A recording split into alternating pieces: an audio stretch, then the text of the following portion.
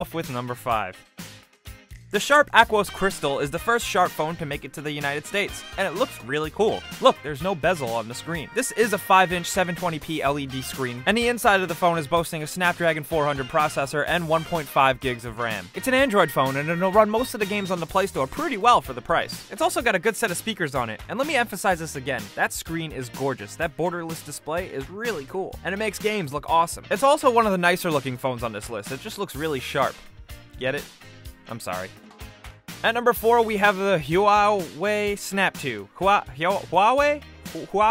I don't know. Anyway, this phone also has a 5-inch 720p display, this one boasting a 2GHz Snapdragon 400 and a gig of RAM. This phone thankfully has one of the longer battery lives on our list. And it also just feels like a premium quality phone with a faux leather finish on the back of the phone, similar to the newer Samsung Galaxy Notes. That might sound like a bit of a superfluous and meaningless thing, but ultimately if you're getting a phone on a budget, you don't want to feel like you have a budget phone, and this is probably the best phone for that. This is another Android phone that you can get cheap off contract, and if you ever wanted to play that Angry Birds kart racing game, now you finally can.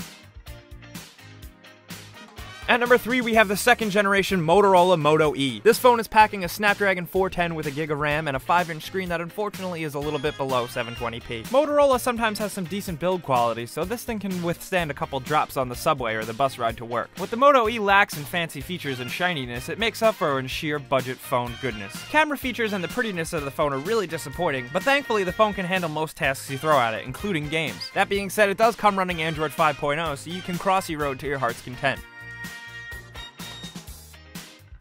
At number 2, we have the second generation version of the Moto G. Like most of the other phones on our list, this is running a Snapdragon 400 CPU with a 5-inch 720p display. The Moto G ships running Android KitKat, and the back plate is removable so you can customize it to your heart's content. Put a Master Chief sticker on it or something, I don't know. This phone doesn't really have any crazy bells and whistles, but it's reliable as hell, and it's got great stereo speakers. So now if you ever wanted to hear your Hearthstone game in full stereo sound, now you finally can on an affordable budget.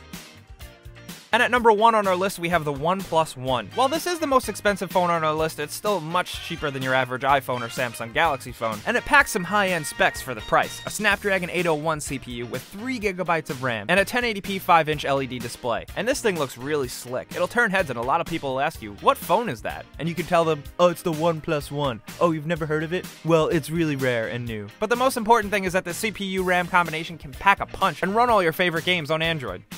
And for those of you asking, oh wait, but Jake, you didn't put iPhone on this list, and iPhone has some of the best games on the App Store in the whole mobile market. Well, unfortunately, with the iPhone 5C still being a reliable phone, unfortunately it was a little bit above the price range that we set for this video. That being said, these are some of the best smartphones you can get for playing mobile games on a budget this year. Let us know in the comments if you have any of these phones. We're curious. We want to hear from people.